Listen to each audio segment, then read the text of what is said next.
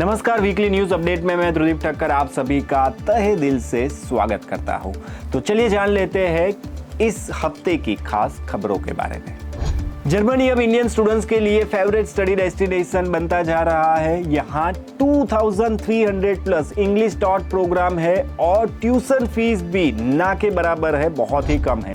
अगर आप सेटलमेंट के बारे में सोच रहे हैं तो कुछ कंट्रीज है जहां पे आपको अच्छी खासी पोस्ट स्टडी वर्क परमिट मिल रही है। अगर हम जर्मनी की बात करते हैं तो आपको 18 मंथ्स की वर्क परमिट मिलती है, फ्रांस में 2 साल की, Australia 2 to 4 years, Japan 1 years और आयरलैंड में 2 इयर्स की वर्क परमिट आपको मिल जाती है। लेकिन अगर आप सेटलमेंट के तौर पे अगर जाना चाहते हैं तो सबसे बेस्ट ऑप्शन आपके लिए रहेगा कनाडा, जहां पे 2 साल के स्टडी के बाद आपको अप टू 3 इयर्स की वर्क परमिट मिल जाती है एंड विद इन 1 ईयर आप फील्ड रिलेटेड जॉब करके पीआर फाइल कर सकते हैं और पीआर के एक से ज़्यादा रास्ते भी आपको कनाडा में मिल जाते हैं।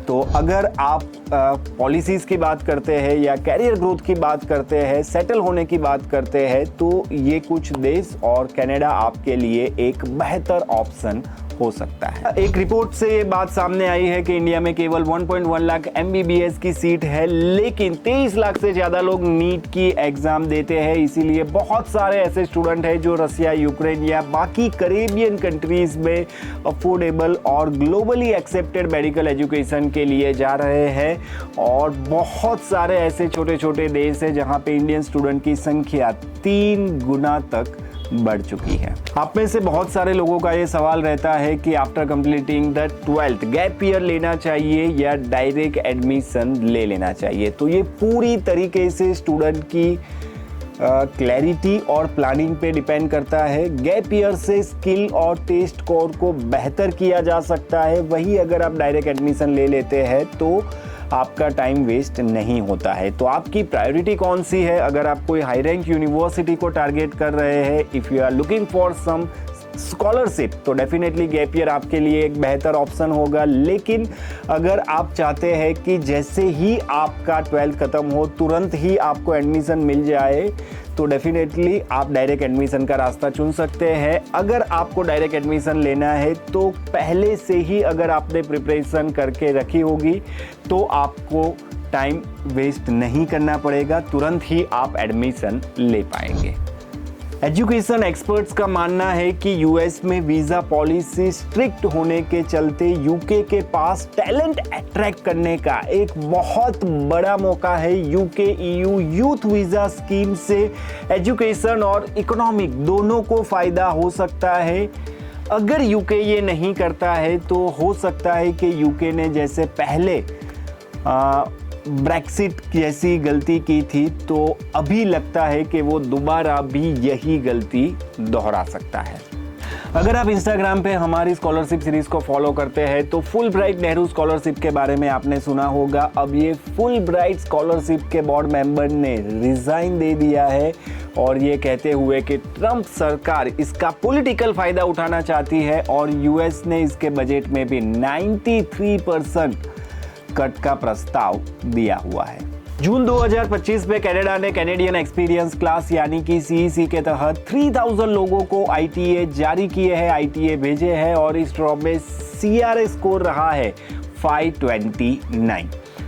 Canadian experience class fast processing और नो फंड प्रूफ जैसी फैसिलिटीज के लिए जाना जाता है। ब्रिटिश कोलंबिया के वेस्ट कुटीरी रीजन में RCIP के तहत 19 हाई डिमांड जॉब्स को PR के लिए एलिजिबल बनाया गया है। जॉब ऑफर जरूरी है और ये प्रोग्राम रूरल सेटलमेंट को बूस्ट करता है। कनाडा रेवेन्यू एजेंसी यानी कि CRA ने न्यू कमर्स के लिए नया डिजिटल टूल लॉन्च किया है जिससे GST, HST क्रेडिट और चाइल्ड बेनिफिट के लिए अप्लाई करना बहुत ही आसान हो चुका है। प्रोसेस सिर्फ 20 मिनट में पूरी की जा सकती है।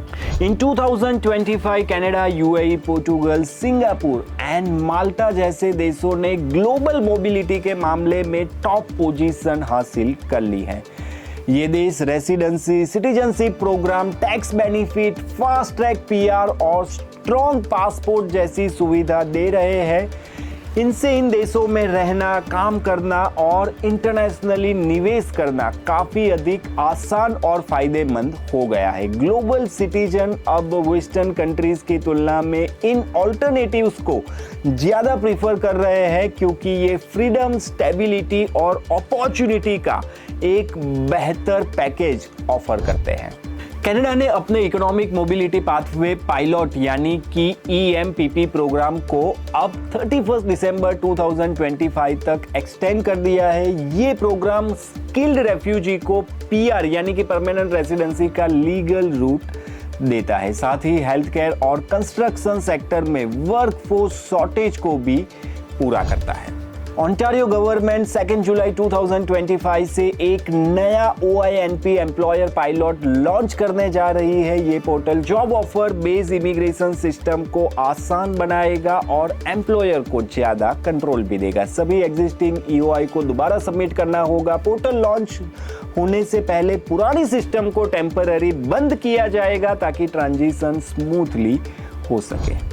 कैनेडियन गवर्नमेंट जुलाई 2025 से नया कनाडा डिसेबिलिटी बेनिफिट शुरू करने जा रहे हैं। इसके तहत eligible low income individual with disability को हर महीने $200 कैनेडियन तक का फाइनेंशियल सपोर्ट मिलने वाला है। ये बेनिफिट इनकम टेस्टेड और इन्फ्लेशन प्रोटेक्टेड होगा, जिसे पिछले 24 महीने तक रेट्रोस्पेक्टिव तरीके से भी क्लेम किया जा सकता है। तो जल्द एप्लीकेशन और अपडेटेड टैक्स फाइलिंग से प्रोसेस में डिले नहीं होगा।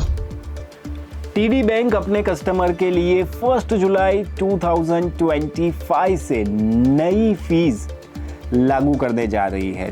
तो अगर आप TD बैंक में अगर आपका अकाउंट है, तो चाहे आप ट्रांसफर सर्विस की बात कर ले या सेफ्टी डिपॉजिट की बात कर ले या फिर मिनिमम बैलेंस रिक्वायरमेंट की बात कर ले, वो बढ़ने वाला है। तो कस्टमर को सलाह दी जाती है कि आपका जो करंट बैंकिंग ऑप्शन है उसकी आप एक बार समीक्षा कर ले और बेटर ऑल्टरनेटिव को एक्सप्लोर भी कर ले।